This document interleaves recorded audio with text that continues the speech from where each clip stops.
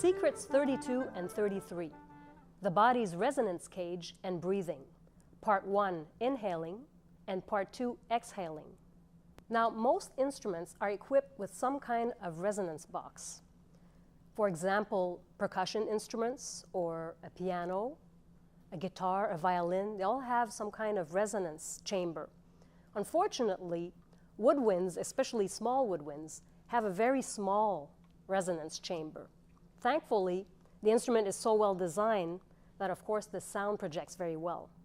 What I'd like to suggest is to use the body as a resonance box to improve the sound. For example, if you speak with full lungs, chances are that your voice will be fuller.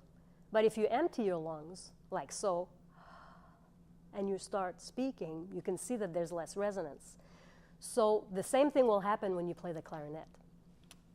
Now, to inhale, first you have to prepare your body.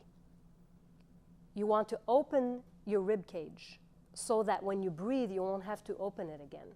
So you prepare your body and your resonance chamber by opening the rib cage and separating the vertebrae in your back.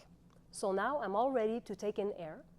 And the next step is to open my throat, as in yawning, for example, ah, so that when the air comes in, it comes in relatively quickly so that it won't change into carbon dioxide.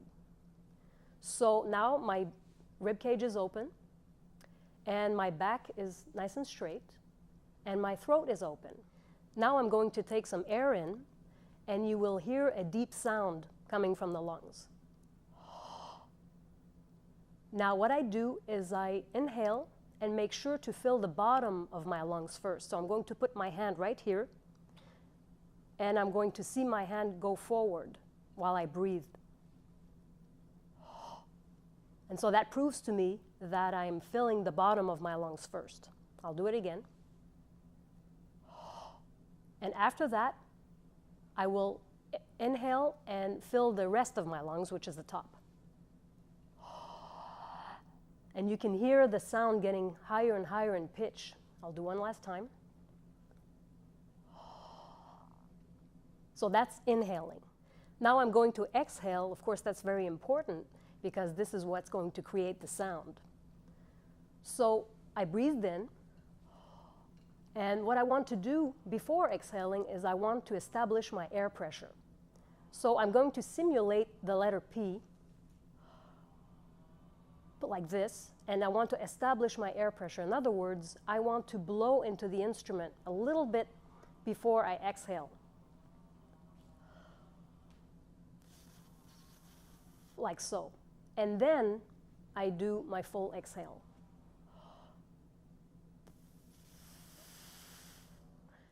Now when you exhale, you must make sure to use your diaphragm as opposed to your abdominal muscles. So I will exhale, and you will see that my hand will stay out because I will use my diaphragm.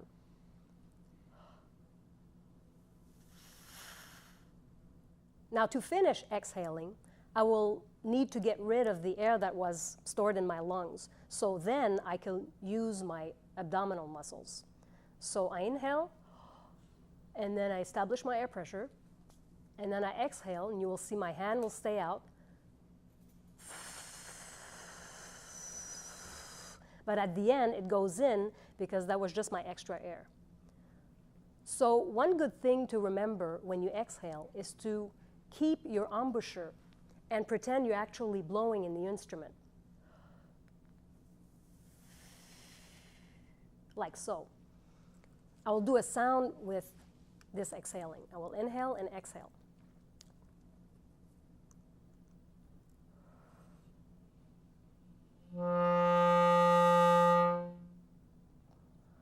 Now you could see that before exhaling, I establish my air pressure.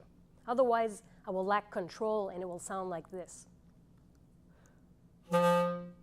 So there was a hit with my diaphragm, and I don't want that because that is not so controlled.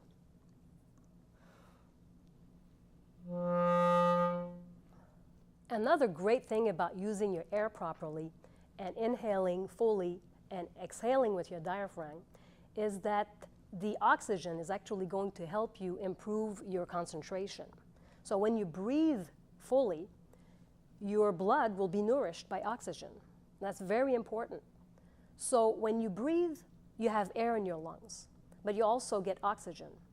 So if you forget to breathe, sooner or later your body will be missing oxygen, so then your concentration will be affected by that.